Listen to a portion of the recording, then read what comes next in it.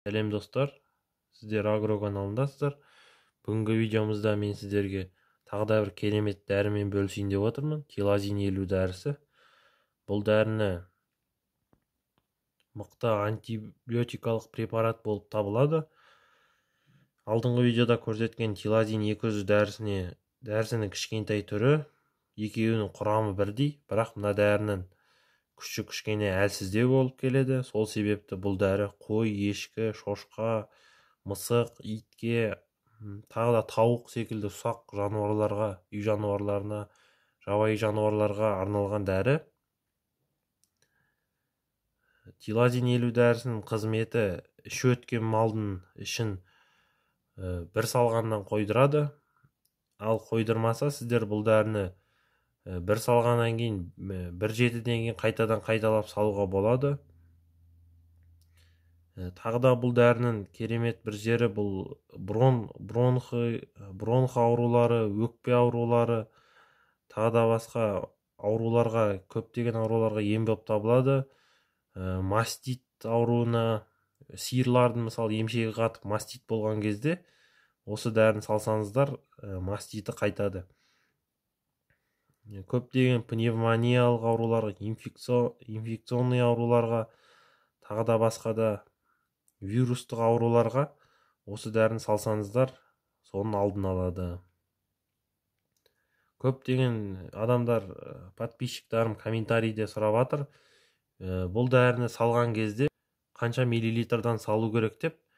Бұл дәріні салған кезде, мысалы, малдың 20 килограммдық салмағына 1 миллилитрдан есептейсіз. Мысалы, қой 40 килограмм тартса, оған сіз 2 миллилитр саласыз, солай есептейсіздер. Тағы да көптеген қарағанды сол жақтарда аусыл ауруы көптеп тарап жатыр. Қазір оны естіп жатсыздар. YouTube'да көптеген видеолар тарап жатыр. Аусыл ауруына қарсы қалай емдеу керек. Мен де сол ауруға қарсы емдік препарат өзім малдарым аусылмен алған кезде емдедім. Сол кезде осы препараттарды келесі видеода бөлісетін боламын. Сол кезде айта кететінім осындай Тилазин 50 емес, Тилазин 200-дік дәрісін аусыл кезінде сиырларға 4 күнде бір рет салып тұрдым, араластырып басқа препаратпен. Содан малдарым аусылдан жазылды. Келесі видеода сол туралы айтатын боламын. Қалай емдедім, қандай не арқылы емдедім, қандай дозамен. Тилазин дәрісі бұл көптеген ауруларға ем болып табылады. Көптеген адамдар комментарийде жазып жатыр, дәріні салсам да әсер етпейді деп. Кейбір адамдар қайталап салу керек па, оны 7 күннен кейін, 1-7-ден кейін қайталап салуыңыз керек. Ал малдың іші өтуі қоймай жатса, онда оны басқаша способтармен емдеу керек. Себебі бұл дәрі әсер ете алмаса, сіздер Тилазин 200 дәрісін көріңіздер. Ал кейбір кезде ол дәрі де көмектеспеуі мүмкін.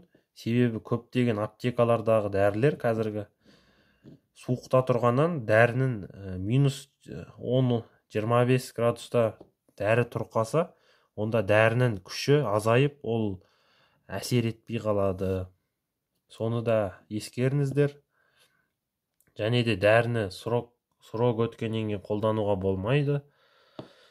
Видео ұнаса достар, каналға тіркеліп, лайк басып, комментарий жаза кетіңіздер. Тағы да қандай дәрілерге обзор түсірейін, соны да жаза кетіңіздер.